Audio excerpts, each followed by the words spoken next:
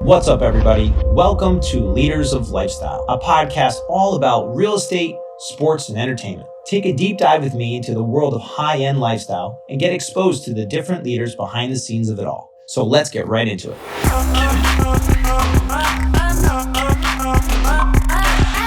All right, I'd like to welcome Alan Berry to the Leaders of Lifestyle podcast. Alan Berry, thank you so much for being on with us today. Thank you so much for having me. It's an honor and a pleasure. Alan, you are a powerhouse in the interior design, architecture, luxury lifestyle, photography world. You are the go-to A-list celebrity photographer. We're going to talk about so much in the photography space. And being that this is the Leaders of Lifestyle podcast, and you are an expert in showcasing and capturing lifestyle in all different types, real estate and personal. We have so much to get into, and I'm so excited to talk to you today. I'd like to get to know our guests. I know that the people that are listening are going to want to know about you, and you definitely have a storied past. I mean, your photography journey started in 2006, but before that, you had a extensive law career. Can you talk a little bit about how you came into photography and what was going on before that? Sure. Well, again, Michael, thank you so much for having me. It's really a great honor and a pleasure. For me to be able to speak with you, somebody who I'm following and who I have to say I have a lot of admiration for. So it really means a lot to me. So thank you. Let me just say that it's ironic that I come into photography, photographing luxury real estate, interior design, and architecture, because my roots are really in real estate development and construction, and starting when I was a kid, working for my father. And so when I found myself having the opportunity to photograph real estate, luxury real estate, and to photograph very interesting people, I was like, oh my God, this is like, it was a logical part of my journey. My photography really kicked off on one night. Now, a lot of people will tell you that they had this like epiphany in some moment that came to them. But I can tell you that it didn't come to me. I was always I love photography, always an amateur hack. And my daughter was the director of marketing for MGM at Foxwoods when they were opening. So one of her tasks was being the handler for all the VIP celebrities that were brought in for the opening night. That night, the tribe that owns the venue, they spent millions of dollars to bring in all manner of A-list Hollywood celebrities to showcase their facility. And they built a pop-up club for Diddy for one night. They spent $1 million just to build this club for one night. Diddy, Diddy, Sean Puffy Combs. Sean Puffy Combs, yeah. Okay.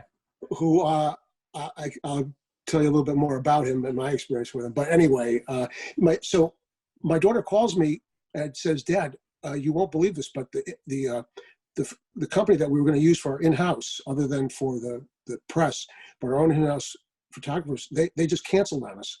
I said, oh my God, honey, that's terrible. She goes, yeah, well, it's 2 days from now. I said, well, I'm sure you'll find somebody, because this is like an opportunity of a lifetime. I'm sure there must be 100 people out there you can get. He goes, Dad, I want you to come here and photograph this for me. I was like, that's really not a good idea. That's not a good idea. That's not a good idea at all. I mean, I have no idea what I'm doing. Yeah, I mean, I've photographed things since I'm in high school. Yeah, okay, but wow. She said, Dad, just please, you got to come and do. I know you can pull it off. Okay, I went. Long story short, here I am. I'm standing on the other side of the step and repeat. Step and repeat is where all the celebrities come down and they're interviewed. You know what I'm talking about.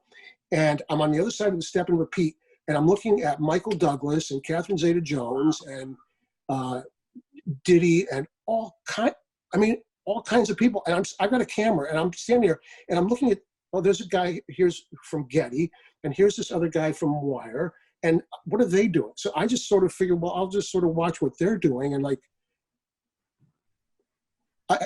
it's a miracle. It was like really a miracle. Wow. And at the end of when that got done, I'm telling you, I was like shaking. It was like the most stressful thing I've ever experienced. And because I knew I had no idea what I was doing, and the pressure was on me. And then I was required, as part of my job for the evening, to do event photography and capture all these various A-list people in the moment, in the venue, in Diddy's club, which I did. At the end of the night, the publicist for MGM came to me and said, "Hey, we'd like to get your digital card out of your camera. We're going to upload all the images, and we'd like to be able to use them." And now I'm saying to her, I said, "Mine? No, you want theirs. You don't want mine." It's like, oh my God, this is where I'm really going to get found out. This is like standing there with your pants pulled down. Okay, they're going to see what I did. Oh no. So I guess I didn't screw up too bad, because the next morning, from here to Los Angeles, my photographs appeared, well, actually outside the United States, in UK. Oh, wow. It was incredible. I don't know what, I mean, yes, the wire services, I mean, they had some of their images, but I had, for some reason, they didn't stick around, and I stuck around to photograph all those people. So there it was. In one moment, and then the next day, I got photo credits for images that people would be professional photographers for their lifetime and never ever get that opportunity. So there you go, folks. You just work hard and you grind for 25, 30 years, and you'll make it. Or you could just hang out like Alan and just be at the right place at the right time. I know, it's terrible. It's terrible, because I'm thinking of, and I know a lot of people, now I do. I mean, I know a lot of professional photographers, and it's like everything else. Yeah. It's a grind.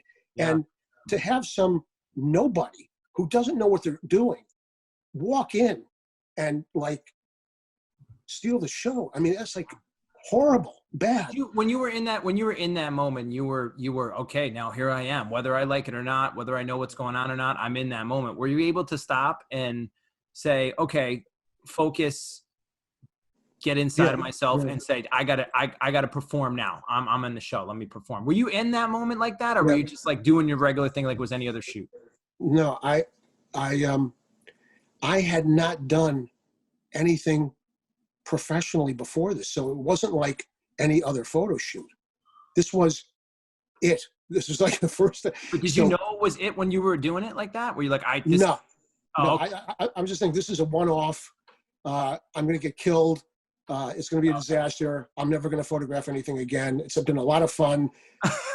It was almost like I think I was hallucinating through the whole thing, because I can't believe who I'm photographing and where I am and what I'm doing. Right. I mean, I was the only photographer allowed in the pit for Alicia Keys and for her live concert, and for a bunch of other people. I was like, what am I doing here? Yeah.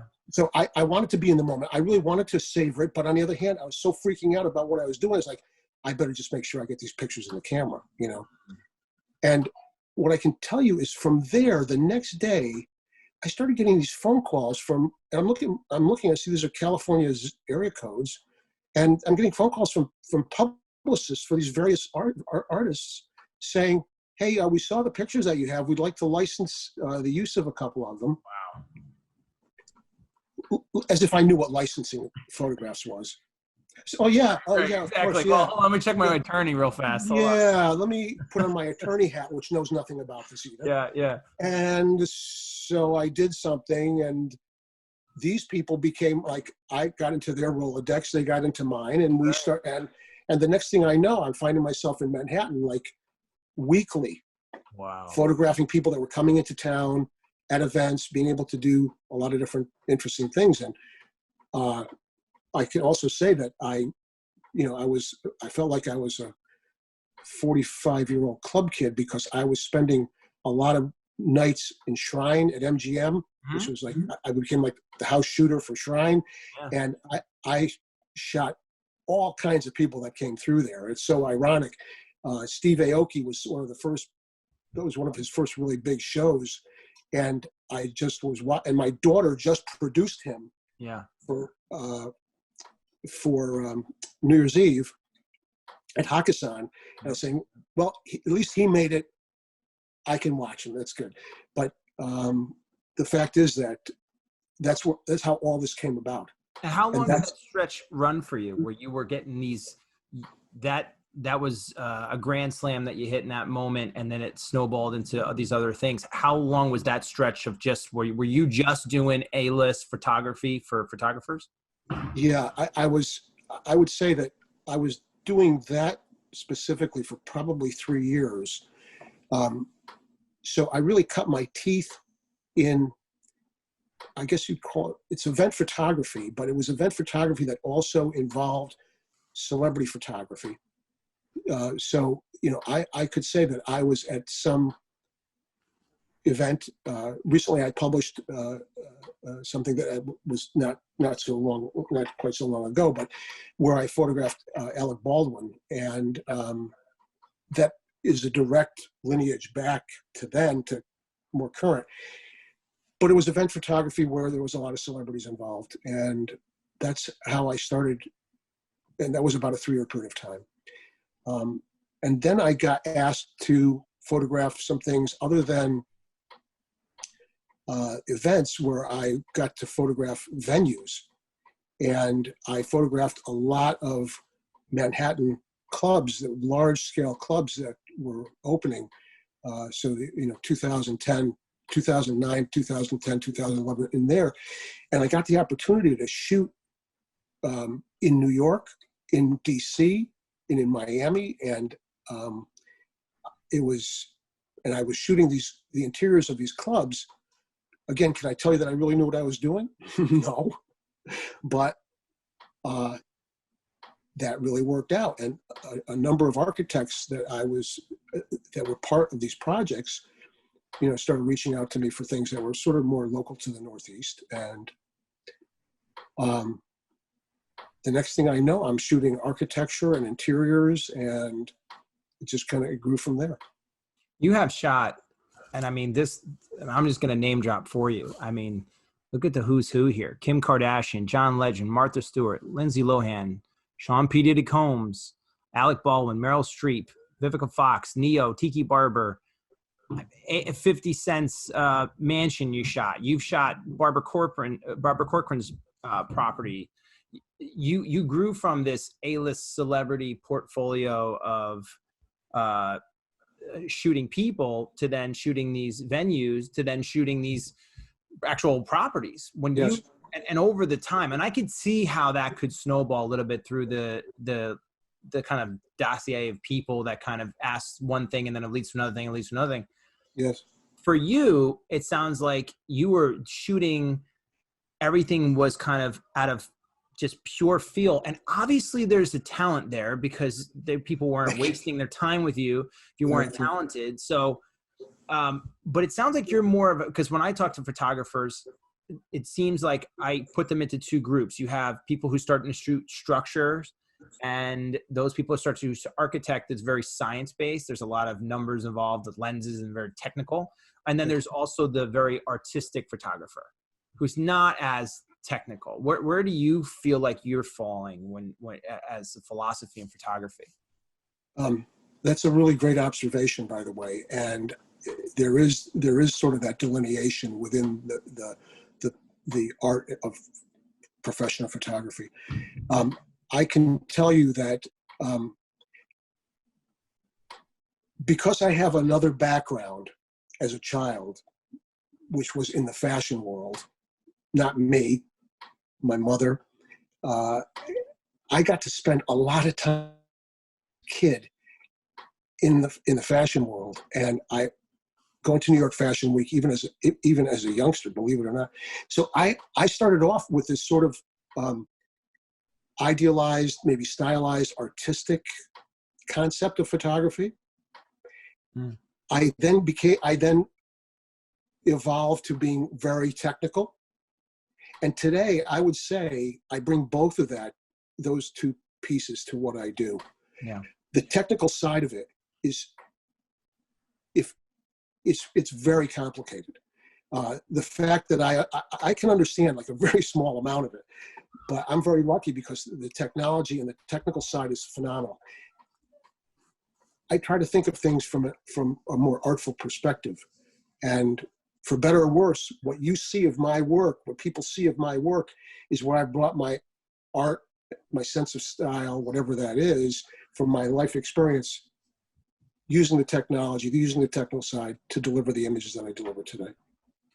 I absolutely, and I love the transition a little bit into talking about the homes now, Yes. the architectural photography, and actually the homes that you shoot.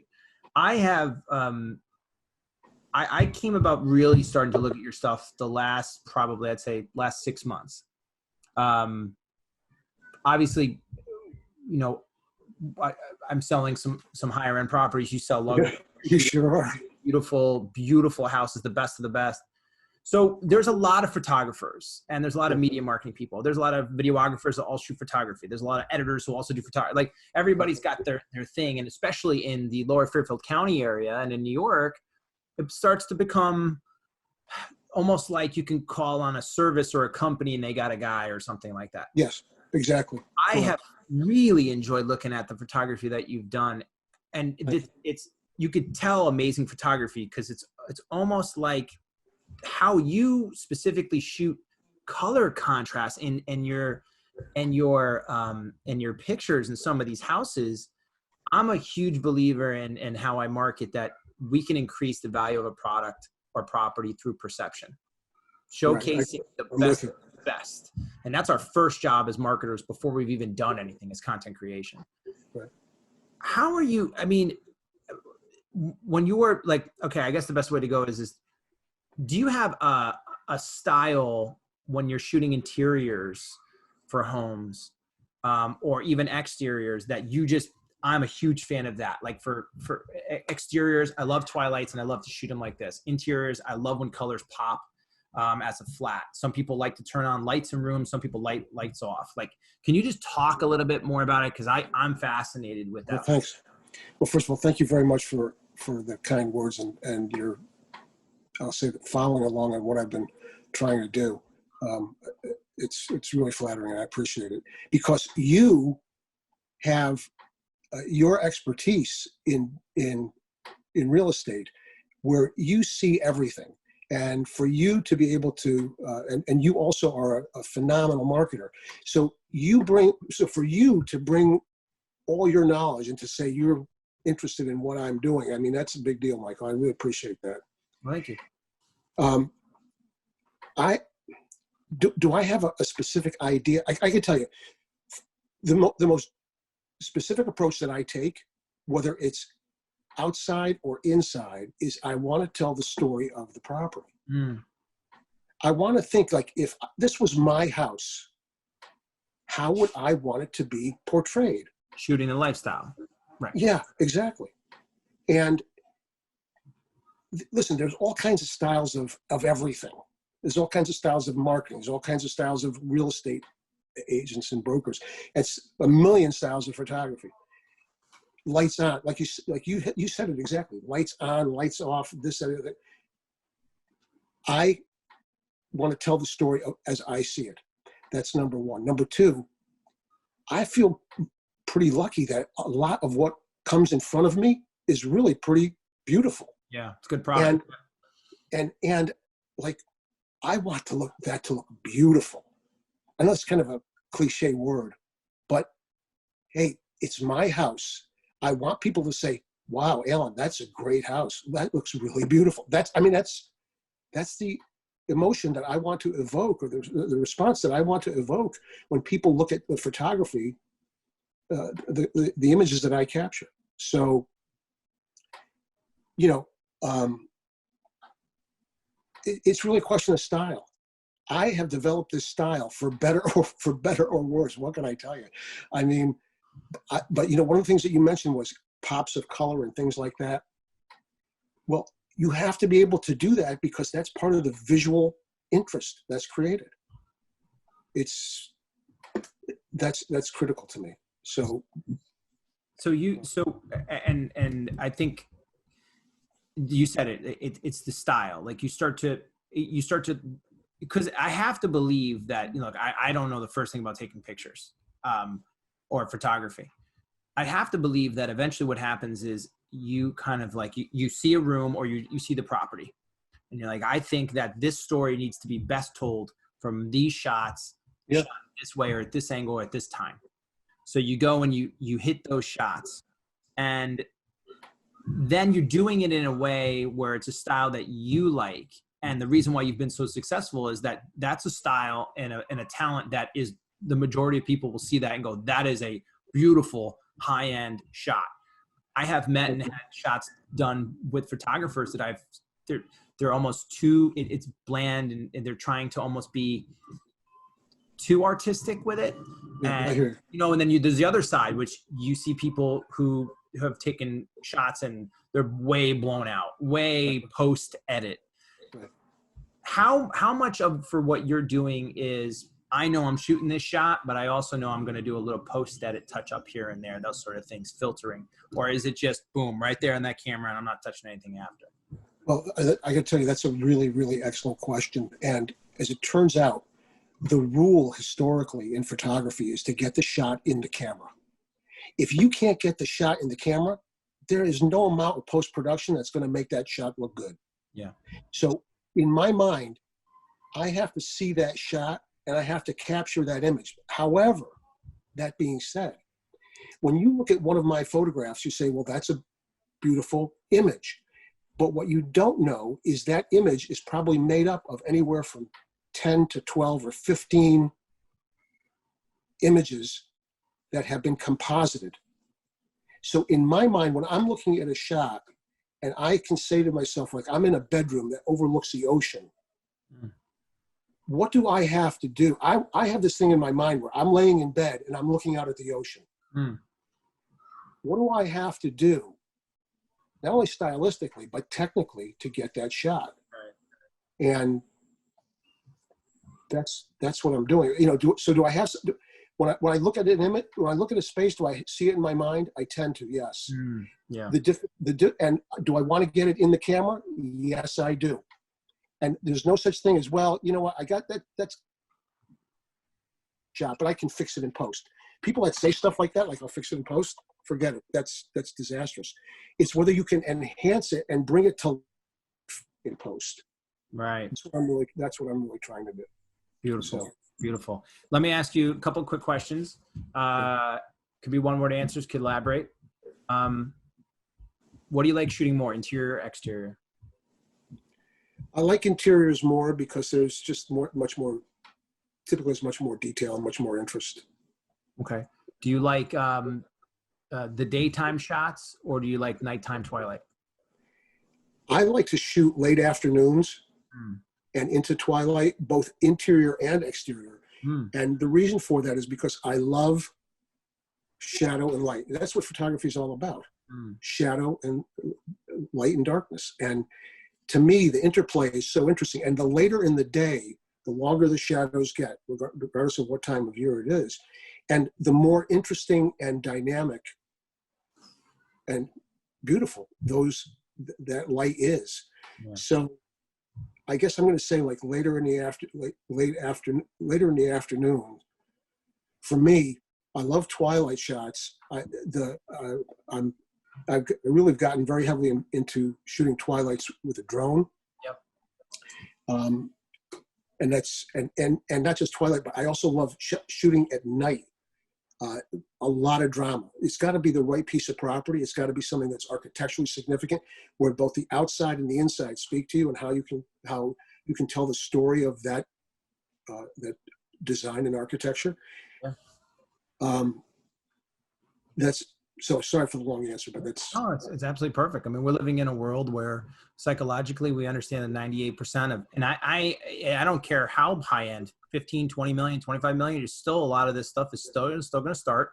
And one way or another, they're going to look at something digitally, pixelated on some sort of phone or on a desktop. And if you're not able to evoke emotion through those photos, absolutely, you are not doing the justice, and I take that stuff so seriously, and I can totally appreciate. That's why I have you on, because I'm such a fan of the work. And I'm telling you, people listen, AlanBerryPhotography.com, right? That's the site. You have to go check out Alan's work. He is just a master when it comes to this architectural luxury lifestyle real estate photography. Unbelievable. I want to also kind of pivot a little bit here and go back to also with a lot of these podcasts, the guests that I've talked to, we deal with high-end clientele in different forms and capacities. Some are real estate agents, some are sports agents, some are finance, photography, builders, developers. There is a difference between shooting a property and shooting an individual. For sure. And there is a difference between shooting a husband and wife and kid for Christmas photos than there is to shoot, let's call them what it is, a high net worth individual or somebody who's of an A-list sports and entertainment background. Yes. Can you dive into what either a story, if you could, or or just some interesting. I don't know how to put this. I don't want to throw anybody under the bus. So I know I want to go like, give me the gossip, give me the juice. He's a real jerk. But at the same time, I can do that. Listen, I know, but the technical side of it is like how when you're shooting people like that are high end, especially photography, it's one thing to work with them. It's one thing to take their family out. It's one thing to give concierge service, deal with their money, but you're taking photography. So talk a little bit what that's like. Because I've had the opportunity, which is hard for me to even believe, to photograph some of the people that I have that are, I guess you would consider A-list celebrities. Because everybody has their own personality. Everybody has their own way. I walk into that environment as though I am the hired help. I'm nobody. I'm here to take your photograph. I'm going to be deferential and polite. And you know what? Most of the time, the people that I've worked with that they would consider A-list celebrities, they tend to be pretty pleasant. Yeah. But I can also tell you that there's an awful lot of entitled people. And if I tell you that I think of myself as a hired help, that's exactly how they look at me. And I'm okay. It doesn't make any difference because as long as somebody's writing me the check, I don't care what you think. It's all right. Sure. The fact of the matter is that I've had experiences with people. The most recent one I posted about was with Alec Baldwin. Mm-hmm. Alec Baldwin is a notorious guy. Yeah. And he hates photographers. Yeah. He has been arrested on a number of occasions for physically assaulting photographers. Yeah, just YouTube this. It's all over. Yeah. I mean, and now, and this is and oh my God, when you talk about karma, I'm going to get to him like real quick. Yeah. So I'm going to photograph him, and I'm introduced to him by a couple of his people and some right. And in front of these people, he goes, it's so nice to meet you. Thank you very much. I'm going to look forward to our session. Great. All right, Mr. Baldwin, let's come into this space where we have the studio, and the door is closed. There's just me and him.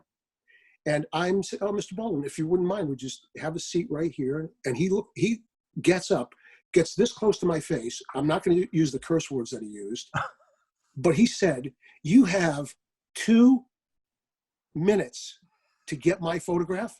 And at the end of that, if you don't have it, that's just too bad because I'm out. Good start. Good icebreaker. Really can't wait to capture your smiling face. Oh, God. And so, of course, you can imagine how bad I felt for him when his wife was exposed as the big fraud that she is, because he's a big fraud, and the two of them make a great pair. And I had that in the back of my mind, and never would I think that he'd be put in such a compromised and embarrassing position. Yeah. As I said, karma. I can go back with a lot of people in the music space. There are a lot of people that are big rock and rollers. Yeah. That they're Post Malone. Give me some stories. I want to hear names and stories. Go ahead. Well, I could tell you. Post is somebody that I photographed most recently, and he is just the most fantastic. I mean, I can't tell you anything. I can't tell you dirt about this guy because he's just a really down-to-earth, wonderful individual. And you would never get this. I mean, this guy has gone from, it's not rags to riches, but I mean, he's an icon in the music world. Right. And he was wonderful. He was fantastic to work with. And if I didn't shoot anybody else after him, I said, that's great. If that was my last person I shot, great. On the other hand, I've had people that have said to me, okay, you took the picture? Let me see it. Really? So back to the camera. Okay. Or if I'm shooting now we always shoot to a computer, the publicist, the art director, them, but it's the artist. I can tell you, come up, no, delete that one. Really? Okay. Let's take another one. Delete that. Like 45 minutes later, I have not taken one photograph. And on top of it, one individual that I can think of specifically, Dave Navarro, who's a very accomplished rock musician. Right. He was so concerned about his mascara. Wow. And whether the women that he insisted sit on both sides of him, because he can't be, he has a particular syndrome, okay, which you can take a guess at, yeah, that he has to have beautiful women surrounding him. Oh, okay. He can't photograph him. He had to make sure that their makeup was good. And if he didn't like their makeup, he was, oh my God, he was cursing out the makeup artist. He was like looking at me like I had three heads. I mean,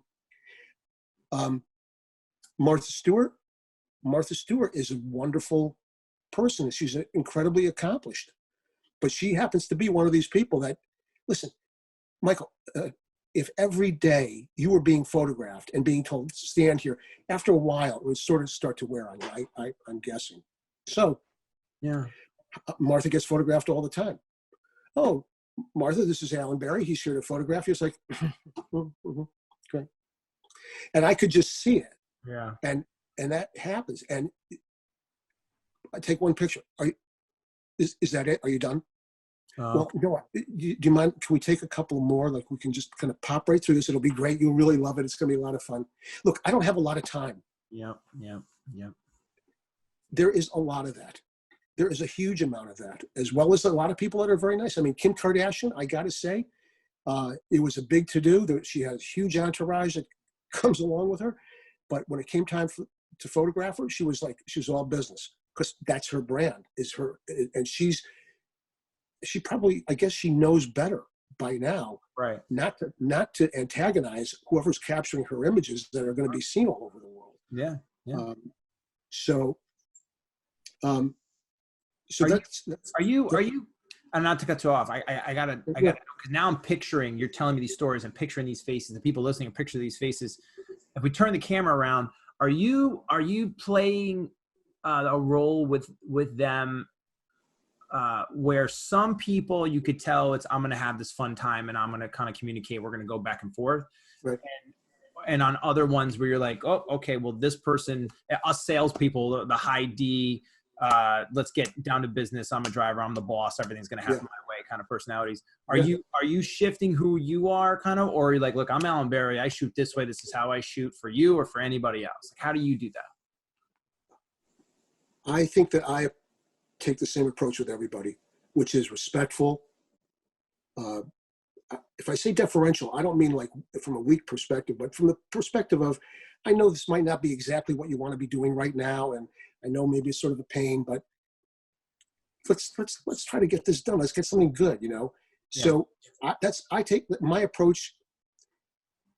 Maybe it's cliche. I try to deal with everybody the way that I want to be dealt with. I don't care if you change the linens in the room or it's the penthouse suite and you were comped for it. I don't care who it is, because I'm a big believer in treating people decently, regardless of what comes back to me.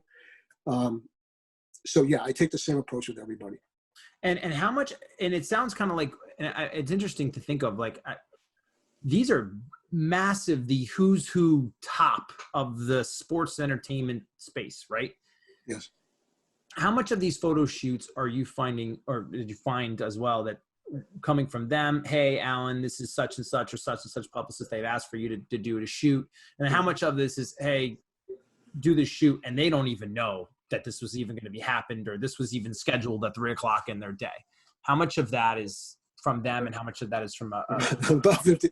It's about 50-50. Okay. It really is.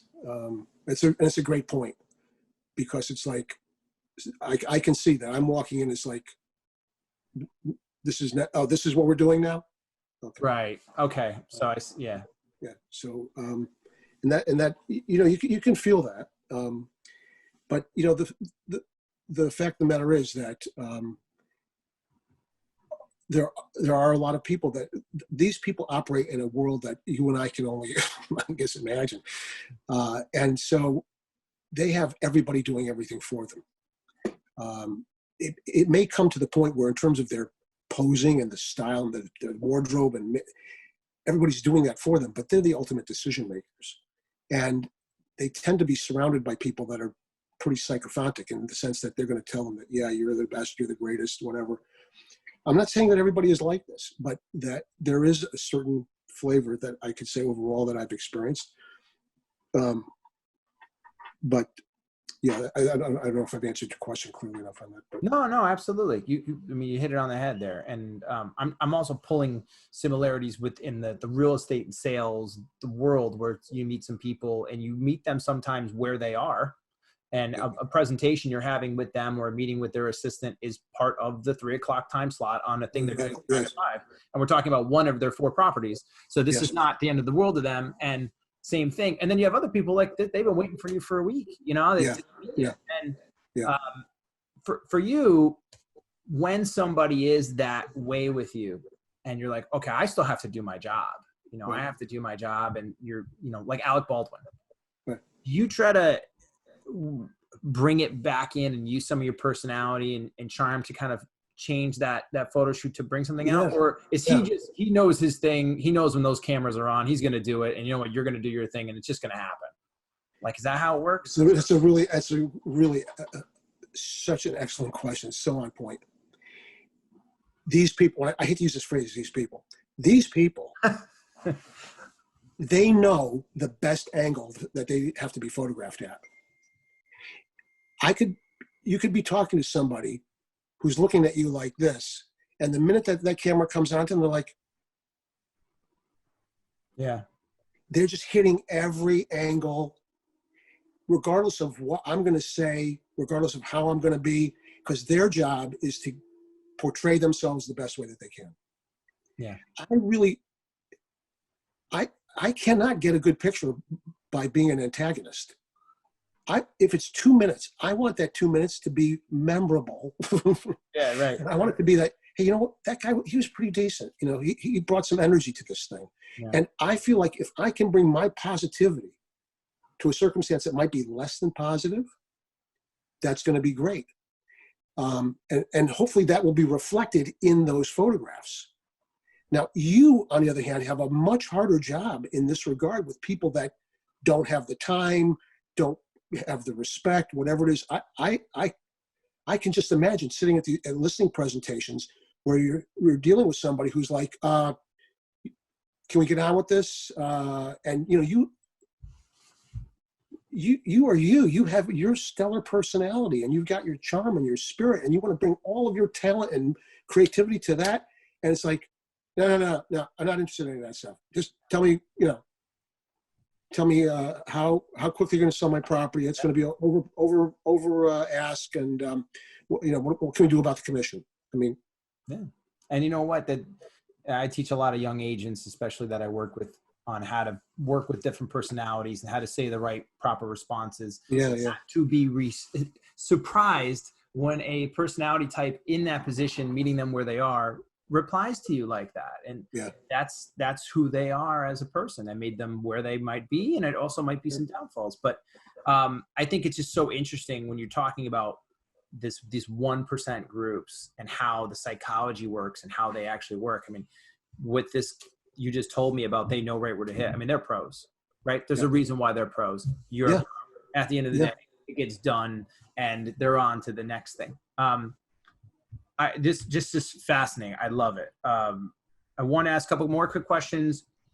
I'm guessing, so you said it, favorite celebrity that you've shot, Post Malone. Yeah, Post is definitely top of mind. That's really awesome. I love that you said that.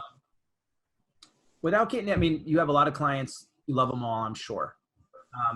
And by clients, it could be houses that you've shot. It also could be agents that have hired you to shoot. Yes. Do you have a favorite property that you were like, this is just, being in a ton of these properties, I've loved them all, but this one this was special. This one, I really was special. A couple of properties. Well, it's really difficult because I have a couple of favorites, and they're spread out between the Hamptons, Manhattan, and Connecticut. I could say, you know, one or two of the apartments in Manhattan that I've shot that are in the $35 to $40 million range, that were historic townhouses and things of that nature. I had the opportunity to shoot for Extel Corp, which is a major New York developer, and shoot amazing. I love the design concept. There was a pool on a 3,000 square foot deck on the 21st floor, if you can imagine. Wow. That was a great house.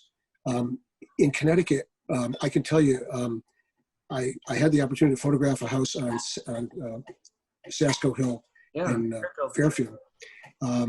And the rumor this summer when I was there was that Brad Pitt or Leo DiCaprio was renting the house. Yeah. And, you know, when I was there, when I pulled up, there were, I'm not kidding you, there were literally two women standing at the gate. Yeah. They were like, who are you? And like, yeah, I work here. But, but that house was so spectacular. And it wasn't just spectacular because of the volume and the location, but all of which is like incredible. But the architectural detail, the interior design detail, everything about it was just, it's a magnificent piece of property. That's one of my favorites, I have to say. Houses that are on the water, I mean, what can you say? I mean, there's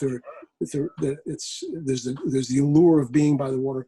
But I've been very lucky because I've got to shoot a lot of different properties. I've shot historic places that are on National Register of Historic Places that, you know, floorboards are creaking and the ceiling's only this high, and it's character, it's charm, it's beautiful. And so those are a couple of my favorites, but I got to say, every day that I go to photograph interior design, architecture, and luxury properties, I feel so blessed because I love what I'm seeing, and the fact that I get to capture photographs of it, and that it's my profession. I feel really blessed.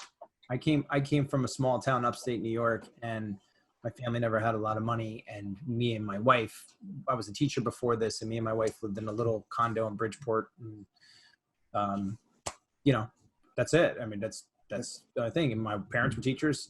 So I have such a respect for the product, and you have to love the product to find the elements of it.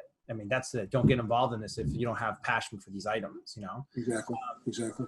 So I totally feel you there. Do you have a favorite between people and real estate? If you're shooting celebrities, obviously that's a lot of fun. You're shooting a mansion, that's a lot of fun. Do you have something that like, ooh, I like that would say one more than the other, or one or the other? I can't say that I have a preference. I love shooting people because of, if I have enough time, other than those, you know, here's 5 minutes to photograph. Sure. The opportunity to have an interaction with somebody, to bring out how they feel, how they look. I love doing that. I can't say that I have a preference. I feel, as I said, I feel lucky to be able to do all that I do. My concentration has been more so of late on, you know, luxury real estate and design work. But I'm always happy to get that phone call that somebody is looking for portraiture. It's really terrific. So I think, you know, and this podcast is going to go out, you know, this is sports, entertainment, lifestyle, real estate, and for the people involved in that world. Right. If you're a listener, you know, sports and entertainment is your world. If you're a person who is associated with a sports and entertainer, photography, if you're in real estate and you need photography done, Alan Berry is the cream of the crop, in my opinion, when it comes to kind. Thank you. Talent. And I mean, just the ability to be, you know, they say that the proof is in the pudding, right? You don't have high-end celebrities and the best real estate brokers and people who own the best real estate doing all this photography for all these different things if it was okay. You know, you wouldn't last too long with okay. No, obviously, it's it's amazing to see you, to see the talent, and now to actually get to meet you and hear the story behind it. So for everybody out there who is in our world, how can they reach you today? And are you booked up months and months in advance where they can, and how do they get a hold of you? Email, social media? Give everybody that info. So thank you for asking that. I'm fortunate to say that I have a pretty good book of business, but because I'm very interested and involved in the real estate world, I have to be flexible in that regard. I have to keep gates open for things that come along. So I always try to work with my realtor clients, because I know how things have to get done quickly. Sure. To get a hold of me, Alan at allenberryphotography.com. My website is allenberryphotography.com, and I'm on Facebook and I'm on Instagram under all those names. And I have a YouTube channel as well. So if you want to take a look at some of the video work that I've created, check out my YouTube channel, because for better or worse, you'll see what goes on with that. And that's how people can reach me. Beautiful. And we'll put some of your contact information in the description on the website as well. Oh, thank you. Alan, is there anything that I didn't talk about or anything that I missed? Because I just think your story, and I think that who you are is just phenomenal. Is there anything I didn't talk about that we should try to get? I got to say, I really appreciate the time and effort that you've taken. You're very well prepared in what you're talking about here, and I've really enjoyed the conversation. And because you've done your work, and because of just your personality, I think our flow between us has been terrific. I've really enjoyed being here. I don't think there's anything more to add except to say thank you so much. Well, Alan, it's been a pleasure. And to everybody out there listening, if you're in that space, needed space, please get a hold of Alan. He's the best of the best. And ladies and gentlemen, until next time, that is Leaders of Lifestyle. Everyone have a wonderful day. Take care.